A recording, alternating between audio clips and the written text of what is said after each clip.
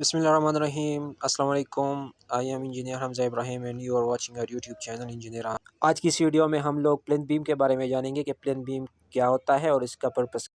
Plane beam जो है वो फाउंडेशन के एंड पे और वॉल और कॉलम्स के स्टार्ट पे दी जाती है, यानी कि प्लेंथ लेवल पे, जिसको हम नॉर्मली ग्राउंड लेवल भी कह सकते हैं। ठीक है, यहाँ पर हमारे पास नीचे राफ्ट हुई है फाउंडेशन और उससे आरसीसी वॉल्स निकली हैं और उस आरसीसी वॉल्स पे ये बीम जो है वो रेस्ट कर रहा है। ठीक है, इसका एक पर्पस तो ये है कि जो वॉल का लोड होता है और कॉलम्स के जो लोड होते हैं वो सेफली ट्रांसफ़र करता है फाउंडेशन तक। ठीक है, दूसरी बात यह है कि अगर फाउंडेशन में कोई क्रैक्स आ जाते हैं, कोई सेटलमेंट होती है, तो वो रोकती है सुपर स्ट्रक्चर में जाने तक। ठीक है, और अगर वॉल्स में कोई क्रैक्स आते हैं, सुपर स्ट्रक्चर में कोई क्रैक्स आती है, तो उसको रोकती है फाउंडेशन में जाने तक। उसके अलावा अर्थक्वेक जो इफ़ेक्ट्स हैं उसको भी मिटिगेट करती हैं, उसको भी कम करती है।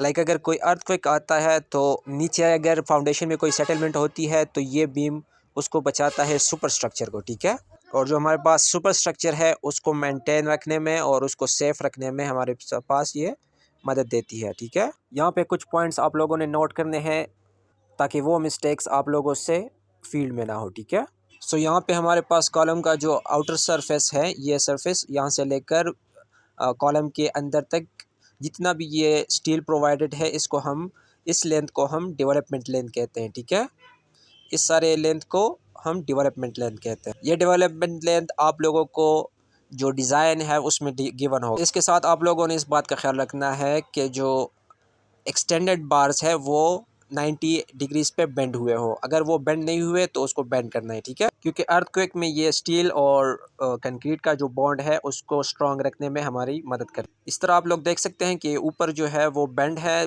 बार्स और नीचे वाले है वो बेंड नहीं है। यहाँ पे ये गलती हुई है, तो स्टील फिक्सर को बुला के आपने ये गलती ठीक करनी है।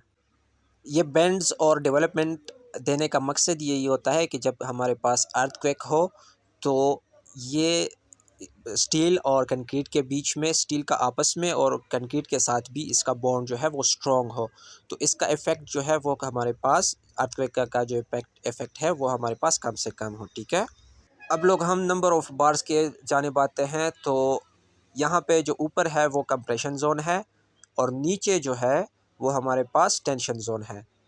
तो ऊपर जो है हमारे पास नंबर ऑफ़ बार जो है वो कम दिए होते हैं। ठीक है, और नीचे जो है वो हमारे पास नंबर ऑफ़ बार जो है वो ज़्यादा होते हैं। इस तरह आप लोग देख सकते हैं कि ऊपर जो है हमारे पास नंबर ऑफ़ बार्स 3 है और नीचे जो है वो हमारे पास नंबर ऑफ़ बार्स 4 है, क्योंकि कंक्रीट जो होता है वो टेंशन में कमज़ोर होता है, वीक होता है, इसलिए टेंशन को सपोर्ट करने के लिए हम स्टील ज़्यादा प्रोवाइड करते हैं, क्योंकि स्टील जो है वो टेंशन में स्ट्रॉन्ग होता है। तो एज़ पर डिज़ाइन आप लोगों ने, अगर आप लोगों ने कहीं डिज़ाइन करना है तो वहाँ नीचे जो है, अगर आप लोगों ने अपने घर में भी स्टील लगाना हो तो नीचे जो है कॉलम के बीम के नीचे वाले सरफेस पे आप लोगों ने ज़्यादा स्टील लगानी है और ऊपर जो है आप कम भी प्रोवाइड कर सकते हैं। यहाँ पे हमारे पास नंबर 4 बार लगा हुआ है जिसको हम 4 सूतर कहते हैं। ठीक है, ऊपर भी और नीचे भी, मगर नीचे टेंशन को सपोर्ट करने के लिए हमने यहाँ पे 4 बार्स जो है वो प्रोवाइड किए हुए हैं।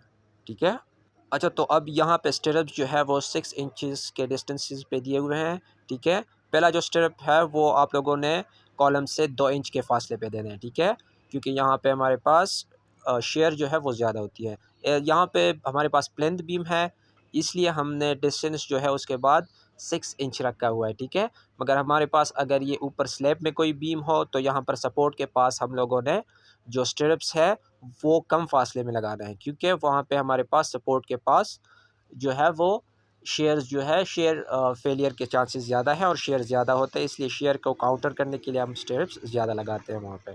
दूसरा, आप लोगों ने इस बात का ख्याल रखना है कि ये जो यहाँ पे जो हुक्स है स्टिरप्स के वो अल्टरनेटिव साइड पे हो। ठीक है, एक इस तरफ लगा हुआ है तो दूसरे स्टिरप में वो उस तरफ लगना चाहिए। ठीक है, तो इस तरफ through out the beam stirrups जो है वो अल्टरनेटिव पोजीशंस में इसके हुक्स जो है वो लगने चाहिए। ठीक है, इसके बाद आप लोगों ने इस बात का ध्यान रखना है कि जो हमारे पास स्टिरप्स में हुक्स अवेलेबल हैं वो 135 एंगल पे बेंड होने चाहिए। ठीक है, यहाँ ये देख सकते हैं आप, ये 135 पे बेंड है। ठीक है, मगर इसके बाद जो हमारे पास ये वाला जो है उसके पास जो ये वाला ये 90 पे है, तो इसको हमने स्टील फिक्सर को अभी मैं बुलाऊंगा, इसको ठीक करूँगा, ठीक है। तो इस तरह अगर किसी बीम में ये गलती हुई है तो आप लोगों ने स्टील फिक्सर को बुला के ये गलती जो है वो ठीक करनी है, ठीक है। और इस तरह throughout the beam check करना है आप लोगों ने कि सारे स्ट्रिप्स के जो हुक्स है वो 135 पे बेंट है, या जो भी डिज़ाइनर ने आपको सजेस्ट किया है वो वही हुक आप लोगों को प्रोवाइड करना है, ठीक है। इसी तरह हुक का भी यही मकसद है कि ये जब अर्थक्वेक हो खुदा न ख्वास्ता, तो इसमें हमारे पास जो स्टील है उसका बॉन्ड जो है वो ठीक रहे और स्ट्रॉन्ग रहे, ठीक है। यहाँ पे आप लोग ऑब्ज़र्व कर सकते हैं कि बाकी जो है वो हुक्स जो है वो 135 पे लगे हुए हैं, तो ये स्ट्रॉन्ग रहेंगे, ठीक है। अगर खुदा न ख्वास्ता कोई अर्थक्वेक हो या कोई इस तरह का कोई मसला हो या फाउंडेशन में कोई मसला आता है, ठीक है।